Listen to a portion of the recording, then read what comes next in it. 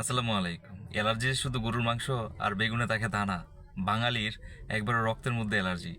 আপনি যাই করেন না কেন, দেখবেন আপনার আশেপাশে কয়েকজন মানুষই থাকবে আপনার ভুল ধরার জন্য। তারা খুঁচাইয়া খুঁচাইয়া দেখবেন, একবারে খুঁচাইয়া খুঁচাইয়া এমনে এমনে এমনে এমনে এমনে আপনার প্রত্যেকটা কাজের একটা ভুল বের করার চেষ্টা করবে। তাতে লাভ কি? তাতে কোনো লাভ নাই। ছোট একটা গল্প দিয়ে এটার একটা ব্যাখ্যা দিচ্ছি আমি। আমাদের যে সবচেয়ে ঈগল পাখি, ঈগল পাখি যেটা একবারে আকাশের সাথে মিশে যেতে পারে, ঈগল পাখি উড়তে উড়তে, সে পাখি যখন নিচে নামে খাবারের সংগ্রহের জন্য, তখন কিন্তু কাক কী করে তার গলা ঘাড়ের মধ্যে ঠুকুর দেয়, সুন্দর করে ঠুকুর দিতে থাকে।